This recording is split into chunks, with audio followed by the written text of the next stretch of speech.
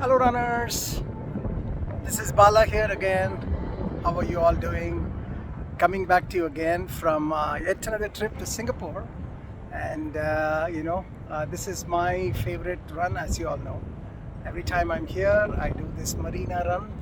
This is this area, as you can see, it's just a brilliant area, and I just finished my run and about an hour or so of run, and took a lot of pictures, videos, enjoyed the run. Go to my Strava and check out the pictures, and as is tradition, I always record a weekend message from from my Singapore run. Normally I record from that helix bridge out there. I don't know if you guys can see that, the red sort of the thing that you see, the red color there, that is the helix bridge. Normally I stay there and I record weekend messages, but this time I thought I'll go on the opposite side, and it's a beautiful park here. Just sit here and do a recording after my run.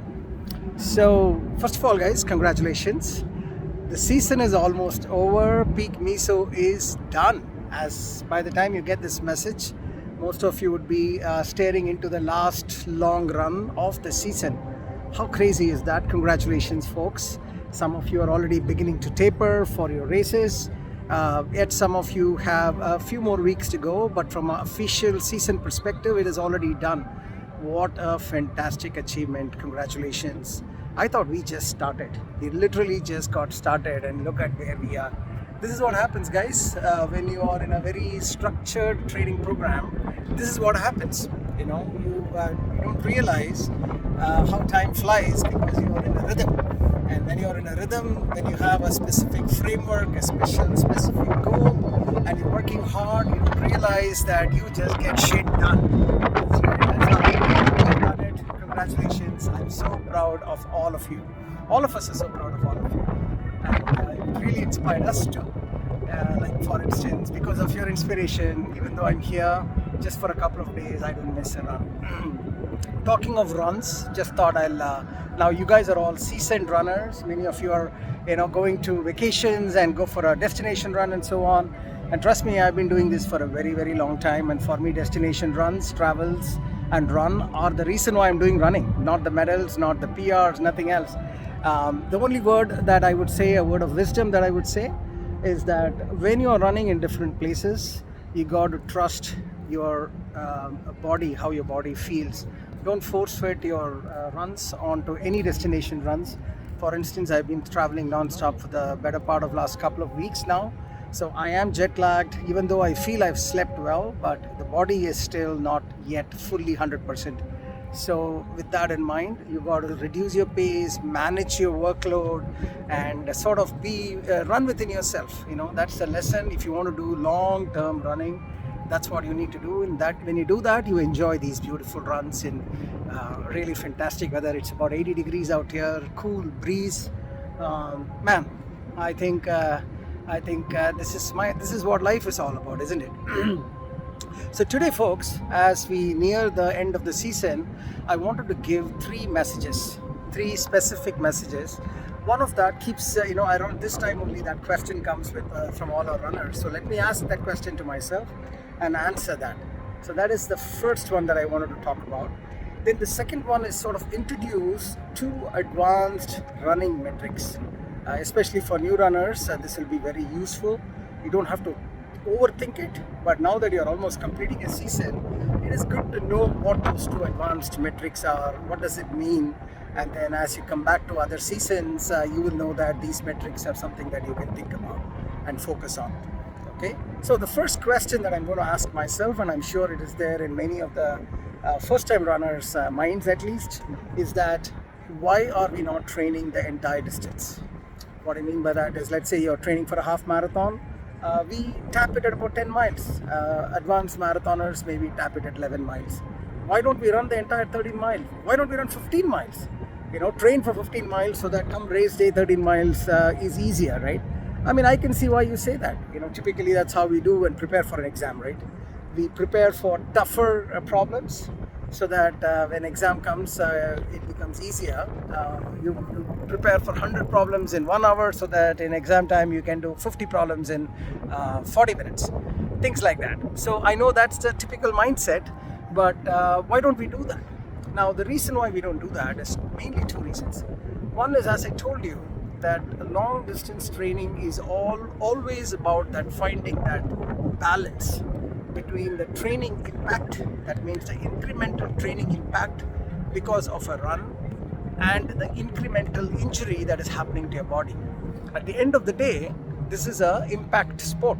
So when you're pounding your joints on the asphalt or road or wherever it is, your body is getting pounded. Your body is getting impacted by these stresses, impact loading. And there is a lot of damage that is happening, micro damages, not big ones, but micro damages that are happening. So the idea here is you always neutralize or balance the incremental training impact because of a run and incremental injury that is happening because of a run. So as long as the incremental training impact is higher than the incremental injury, you're in good shape. If you have the other way around, then you start in a matter of time accumulating stresses and you will get injured and the body will shut you down. We don't want that. We want to keep doing that. So that's the first thing, is we think about, do you really need to do 13 miles versus 10 miles, let's say for a half marathon? And the answer is the incremental training impact of doing 13 miles versus 10 miles. Let us say when you do 10 miles, your training impact increases by 50 units and your injury goes up by 40 units. But when you do 13 miles, it is not as if your training impact goes from 50 to 80. It goes from 50 to 60. But your injury goes from 40 to 70. Or in other words, the incremental impact of injury is a lot higher than the impact of training, and as a result we are a net negative when you do that. We don't want that, because you're already ready. A 10-mile run, if you do, you are mentally and physically ready to push yourself and do the 13-mile run come race day. Why you would ask that? The reason is two reasons on race day. One, you will do a solid amount of nutrition, or you're expected to do solid amount of nutrition. Sometimes in running long runs you might not do, but when it comes race day, you do Gatorades every 2 miles, drink water, have gel religiously every 3 miles, and have a banana before, have a nice breakfast. You do all those good things. Take rest the previous night, have a carb loading, as opposed to a long run where you probably have done your work and then didn't sleep well properly and then go for the long run. You don't do all of that. So body is better nourished and nutrition is there for a race day because you prepare for it. Secondly, there is this element of adrenaline. Because of adrenaline, your body is ready to deliver more. That's item number 2. And item number 3 is that typically we go all out. We don't want to restrict ourselves in a race day, so you go all out. It is okay to be completely energyless after the end of the race. So you go all out, you don't restrict yourself, and normally you run with other runners. So all of these factors, when you come together, when you train for 10 miles, 13 miles becomes ready and you are easy to do the 13-mile run, or you are mentally and physically ready to do 13-mile run. Same thing goes for full marathon. You do 20 miles, then come race day, 26 miles you can do, even if you have never done anything more than 20 miles. But the good news is you have limited the potential injury that would happen by running 26 miles before the race day. And why do you want to take that risk? That's really the idea behind this, and that's why most coaches, most training programs will never allow you to run the entire race distance before the race day. So that's hope that gives you a good answer for why we do this. So as you finish this Speak Me So, I can tell you, you guys are ready. You guys are ready for the races. I cannot wait for the race day. I know that our WhatsApp group will explode with congratulatory messages, positive news from all directions. So it's going to be a lot of fun, guys. So that's the first question. Now the second thing, the 2 metrics that I wanted to introduce to you today as part of this messaging is one, what you would call it as the lactate threshold. Lactate threshold. And then the second one is VO2 Max. VO2 max, volumetric oxygen consumption max. That's really what VO2 max is. So what are these two metrics, and why it is, what does it signify, and what is the layman's understanding of these two metrics, advanced metrics, let me tell you. So now let's talk about the lactate threshold. The way I would explain it in a very simple manner is that, when you're running, your body takes oxygen, takes energy, which is in the form of glucose, metabolizes that, produces energy. And while you're producing energy, it also produces a byproduct called lactates. Now, lactates per se is not bad. It's actually a source of energy. But the problem with lactates is that you need the muscles to process the lactate out of the place where it is produced, which is typically the muscles are using the energy and oxygen is there and lactates are produced there in your muscles. So you want the muscles to take the lactates out of the muscle fiber and into the bloodstream. But if that is not happening and you don't give sufficient time, then lactate sort of starts accumulating. This lactate, the byproduct of combustion, of running, it starts accumulating in your muscle fibers. That's really what is happening in a very simplistic scenario. So if you think about it, the way you should understand this is take a small cup of water, okay, and make a small hole at the bottom part of the cup, and you start pouring water from the top. Now, if let's say you're pouring water and because of the hole, the water starts leaking out from the bottom. Now, as you keep pouring water, if the flow of water that you're pouring in is less than the amount of water that is going out through the hole, then you have no problem. The water is not accumulating at all in the cup, right? Because incoming water volume is less than the outgoing water volume through the hole. But if, for instance, you're pouring a lot more than the water that is going out, what happens? The water starts accumulating on the cup. Now, as it starts accumulating on the cup, there will be a point where the water reaches the brim of the cup and it starts overflowing. Yeah, this is exactly what is happening in your body. Instead of water, think lactate is coming. Instead of the cup, think it is your muscle fiber. And instead of the hole, think it is the ability of your body or your muscles to remove the lactate from the muscle. So as long as the muscle fiber is able to remove the lactates more than the amount of lactates that is coming into the muscle fiber, nothing happens. But if the incoming lactate volume is much higher than the muscle's ability to remove the lactate, then lactate starts accumulating in the muscles. Now, as it starts accumulating, you reach a point where you reach a threshold, sort of a limit value of lactate. And that threshold is called as the lactate threshold, where the muscle fibers are saturated. It is just saturated with the lactates. And when that saturation happens, or at that lactate threshold point, the muscles are not able to contract and expand. Or in other words, the muscles are not able to do its job. And because of that, you will start cramping, you will not be able to run, you will have all kinds of issues. So net, what I'm trying to tell you guys is that you don't want to reach the lactate threshold. If you reach the lactate threshold, then you won't be able to run, as simple as that. So now the question then comes is, how do you avoid lactate threshold? There are only two ways. One, make sure that your muscles are able to take out a lot more lactates than what it was doing before, which is something that you can't just like that switch it on. It's a inherent body's function. It'll take some time, more training, muscles will get used to taking out lactate. So that lever is not there with you. The only lever that is there then with you is reduce the amount of lactate that is coming in to the muscles. When you do that, it's almost like reducing the volume of water coming into the cup, and as a result, no accumulation of lactate. And no accumulation of lactate means you don't reach the lactate threshold, and as a result, you will not be shut down by running because of hitting lactate threshold, right? The way you reduce the amount of lactate coming in is when you run in an oxygen-rich environment, or in other words, when you run a CP run. How beautiful it is, folks. Everything comes back to CP. So when you are in CP runs, you are in an aerobic zone of running, and when you are running in aerobic zone, the production of lactate is much lesser, and as a result, you do not reach the lactate threshold earlier. So when you start a race, that is why we ask you to run slower initially, because when you run slower, there is no lactate accumulation. Let's say you run a full marathon. So you keep running in your CP or much slower pace initially, or in other words, there is no lactate accumulation till mile 13. And then you increase the pace. As you increase the pace, there begins lactate accumulation. But still it is not a problem because it hasn't reached the threshold. The idea is you run and you run your pace in such a way that by the time you finish the race, you are just up to the brim, but you haven't crossed the lactate threshold.